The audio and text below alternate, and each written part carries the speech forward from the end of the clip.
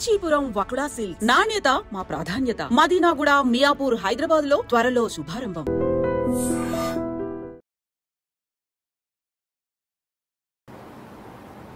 మీ ఇంత కెరియర్లో మీరు బాగా ఇష్టపడి మీరు ఓన్ చేసుకొని మనసుకు బాగా నచ్చిన క్యారెక్టర్ ఏంటండి? హిందీ సినిమాల్లో మీకు బాగా ఇష్టమైన పాత్ర? అన్నీ నేను చేసిన అన్ని సినిమాలు అదే మీరు ఇప్పుడు నేను గుర్తుపెట్టుకోవడం అవసరం లేదు, ఆడియన్సే గుర్తుపెట్టు. మిస్టర్ పెళ్ళాం కొన్ని చోట్ల మేడం మీరు మిస్టర్ పెళ్ళాంలో భలే చేశారు మేడం అన్నప్పుడు నాకు అదొక గ్రేట్ ఫీలింగ్. ఇంకొన్ని చోట్ల మేడం మీరు శుభ సంకల్పంలో భలే చేశారు మేడం మీరు అంటారు. కొన్ని చోట్ల వెళ్తే శుభలగ్నం, ఇలా ఒక్కొక్క సినిమా గురించి మాట్లాడుతుంటారా. ఒక్కొక్క సినిమాలో మేడం సిస్సింద్రిలో ఆ సాంగ్ చాలా బాగుంటుంది మేడం, చాలా బాగుంటుంది ఆ సాంగ్ కూడా. చిన్ని తండ్రి నిన్ను చూడగా నాకు చాలా ఇష్టం ఆ సాంగ్. పాడండి, పాడండి నా పాట 2 లైన్లు, జస్ట్ 2 లైన్ అంతే, నాకు మళ్ళీ రాదు అది. చిన్ని తండ్రి నిన్ను చూడగా 1000 కళ్ళైనా సరిపోరా, అన్ని కళ్ళు చూస్తుండగా నీకు దృష్టంతా తగిలేనురా. నేను ఇప్పుడు ఆ సాంగ్ని మా బాబు పాడుతున్నారా? అఖిల్ పాడిన సాంగ్ని మా బాబు పాడుతుంటారు, చాలా ఇష్టం. అలా ఆ సాంగ్ చాలా ఫేమస్ అయింది. ఆ సాంగ్ చూసినప్పుడు ఆ సాంగ్ గుర్తు చేస్తుంటారు.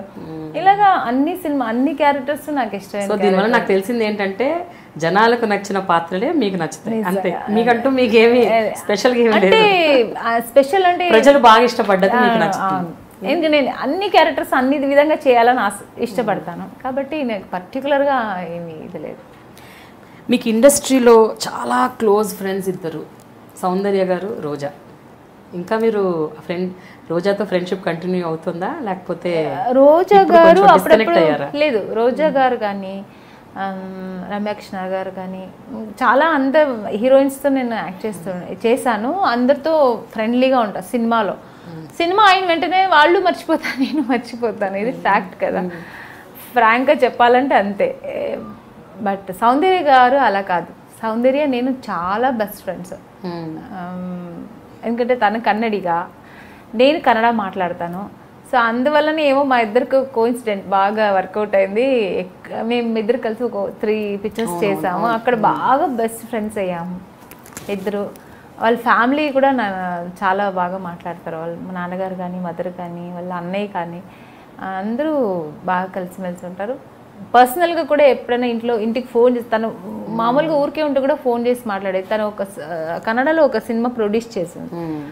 అప్పుడు నాకు ఫోన్ చేసి చెప్పింది, నేను ఒంటరిగా ఉన్నాను, నువ్వు రావే, నువ్వు వస్తే తోడు నాకు నేను అప్పుడు యాక్టింగ్ మానేస్తాను, మ్యారేజ్ అయింది. నువ్వు రా, నేను మీ ఆయనతో మాట్లాడతాను, నువ్వు రా నాతో పాటు ఉండు, ఒక 1 month అక్కడెక్కడో లొకేషన్స్ చాలా బాగుంటుంది అని పిలిచింది. బట్ నేను వెళ్ళలేకపోయాను. అలా చాలా డీప్ ఫ్రెండ్షిప్ మా ఇద్దరిది. బట్ తను చనిపోయినప్పుడైతే నేను ఎంత ఇండస్ట్రీలో అందరూ ఏడ్చారు, లేదని లేదు. బట్ నాకైతే పర్సనల్గా నేను చాలా ఫీల్ అయ్యాను. నేను ఎలా వేడుకున్నానంటే, దేవుడా ఎందుకు నన్నే తీసుకెళ్ళచ్చు కదా, అమ్మాయిని ఉంచొచ్చు, అంత అందంగా ఉంటుంది, ఎంత పర్ఫార్మెన్స్ ఆర్టిస్ట్, అంత మంచి ఫ్యామిలీ, ఒక వాళ్ళ ఫ్యామిలీ ఒక అండర్స్టాండింగ్ ఏ ఫ్యామిలీలో ఉండదని నేను చూశాను కళ్ళ. అంత మంచి హీరోయిన్, అంత మంచి అమ్మాయిని, బొమ్మలా ఉంటుంది, ఆ అమ్మాయిని ఎందుకు తీసుకెళ్ళాను, అన్ని తీసుకెళ్ళొచ్చిండే కదా అని కూడా ప్రేయర్ చేశాను. ఇప్పటికీ తలుచుకుంటే నాకు కళ్ళంట నీళ్ళు వస్తుంది. అన్ఫార్చునేట్లీ పోయి. అంటే మీకు బాగా ఇష్టమైన వ్యక్తులు సౌందర్య గారు, ఈవి సత్యనారాయణ గారు. ఈవీవి గారు కూడా చాలా సడన్గా ఆయన ఈవీ గారు పోయినప్పుడు కూడా నాకు వచ్చి చూడలేకపోయాను. అంటే నాకు చెన్నైలో ఉన్నాను, తొందరగా వచ్చి చూడలేకపోయాను. నేను నాకు అప్పుడు ఏదో కోసం బిజీగా ఉన్నాను, నేను అప్పుడు చెన్నైలో రాలేకపోయాను. అది కూడా చాలా డిసప్పాయింట్ అయ్యాను. ఇంత తొందరగా ఆయన పోతారు నేను అనుకోలేదు. ఇంత మంచి డైరెక్టరు, నాకు ఒక లైఫ్ ఇచ్చిన డైరెక్టర్. Very unfortunate. కొన్ని ఏంటంటే మనకి లైఫ్లో వీళ్ళు చాలా ఇంపార్టెంట్, వీళ్ళు మన జీవితాన్ని మలుపు తిప్పిన వాళ్ళు, మనతో ఎప్పటికీ ఉండాలి అని అనుకుంటూ ఉంటాం. ఆ టైంలో ఇలాంటి వినాల్సి వచ్చినప్పుడు ఇట్స్ లైక్ వెరీ పెయిన్ఫుల్. సౌందర్య తను ఎలా ఫీల్డ్కి వచ్చింది అంత చెప్పింది. తను ఎలా వచ్చింది యాక్చువల్గా, అది ఎలా వచ్చింది, ఎలా స్టార్ట్ అయిందని చెప్పింది నా దగ్గర. అమ్మాయి ఫ్యూచర్ అనుభవించకుండా పోయిందని చాలా ఫీల్ అయ్యాను. ఆమెకు కూడా మీలాగే కసి, సినిమాలు ఏదో చెయ్యాలి, సాధించాలన్న ఒక తపన, ప్లస్ వాళ్ళ నాన్నగారి కోసం తను వేసింది. యాక్చువల్గా తనకి సినిమా అంటే ఇష్టం లేదు. వాళ్ళ నాన్నగారి కోసం చేసింది, బట్ ప్రూవ్ చేసింది. మళ్ళీ తర్వాత తనకి కసి వచ్చింది, బాగా చేసింది. చాలా అంటే స్టార్టింగ్ తను కూడా అంటే వాళ్ళ నాన్నగారు సపోర్ట్, అమ్మాయి పెద్ద స్ట్రగుల్ అవ్వలేదు. వాళ్ళ నాన్నగారు ఫుల్ స్ట్రగుల్ అయ్యి అమ్మాయిని హీరోయిన్గా తీసుకొచ్చారు. బట్ ఆయన కూడా చాలా రోజులు అనుభవించలేకపోయారు. ఆ అమ్మాయి లేదు, వాళ్ళ అన్నయ్య కూడా లేదు. లాస్ట్లో వాళ్ళ అమ్మగారిని ఒంటరిగా వదిలేసి ముగ్గురు వెళ్ళిపోయారు.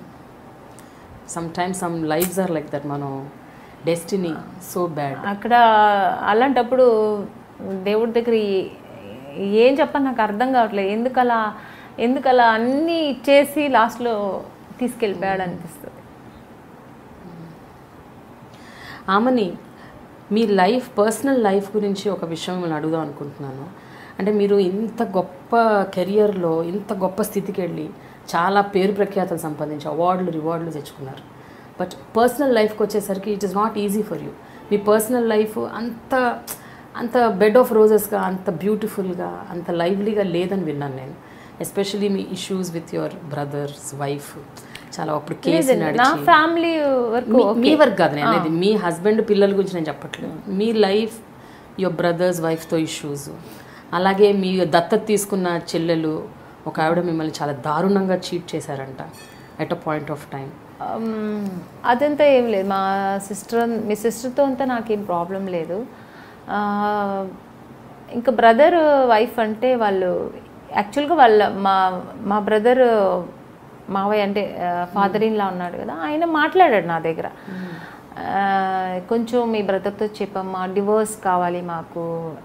వాళ్ళిద్దరిలో మిస్అండర్స్టాండింగ్ నాకు తెలియదు. ఎందుకంటే నేను వాళ్ళ ఇంటికి వెళ్ళను కూడా, ఏదైనా అకేషనల్గా వెళ్తాను తప్ప మిగతా టైంలో నేను ఎక్కువ ఇన్వాల్వ్ అవ్వను వాళ్ళ విషయంలో.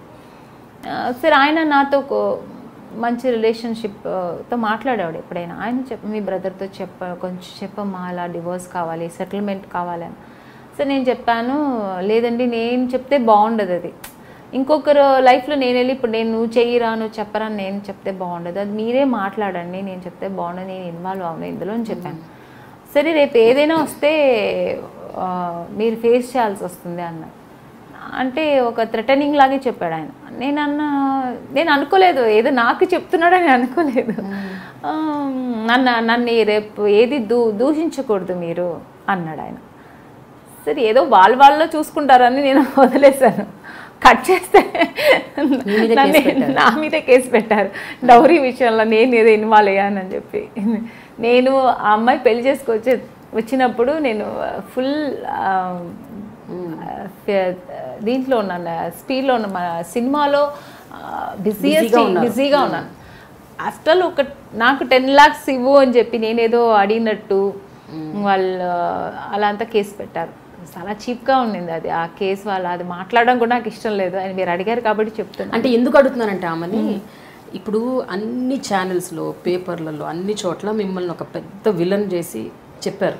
అంటే అది సెలబ్రిటీ అంటేనే అలాగే కదండి. అది ముందు అది కరెక్టా కాదా, నిజమా అబద్ధమా అని కూడా ఎవరు కనుక్కోరు.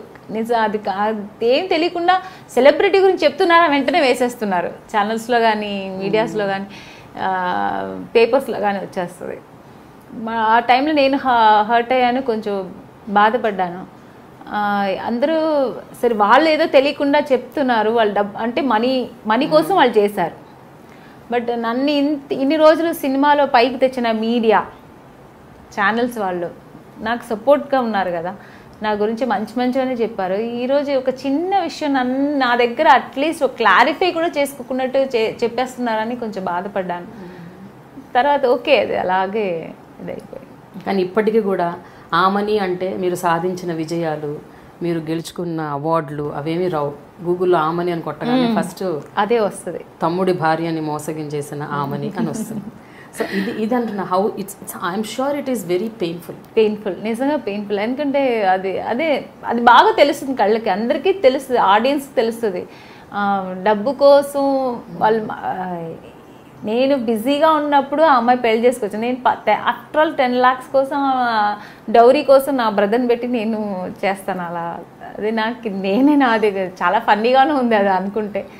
బట్ నేను ఇది చేయలేదు. సెటిల్మెంట్ మళ్ళీ చేసేప్పుడు కూడా నేనే ఇంకా 10 lakhs ఇచ్చాను. సెటిల్మెంట్ తప్పు లేకపోయినా సెటిల్మెంట్ కోసం, ఎందుకంటే మా బ్రదర్ సఫర్ అవుతున్నాడు అని అది ఆయన ముందే మాట్లాడుంటే బాగుండేదేమో బ్రదరు. వాళ్ళు ఏదో మిస్అండర్స్టాండింగ్. సో ఇది నన్ను మధ్యలో ఎందుకంటే ఒక సెలబ్రిటీ కదా, ఇరుక్కోబెడితే వర్క్ తొందరగా అయిపోతుందనే ఏమో నన్ను ఇరుక్కోబెట్టారు. సో ఓకే, నేను బ్రదర్ కోసం ఒకటి, సెకండ్ వాళ్ళ పిల్లల కోసం. ఎందుకంటే వాళ్ళ పిల్లలు నాకు చాలా పెట్టుగా ఉంటారు. చాలా క్లోజ్, అలా అమ్మాయి ప్రీతి అని చాలా క్లోజ్. నేనంటే చాలా ఇష్టం. అత్త అని చాలా ప్రేమగా ఉంటుంది.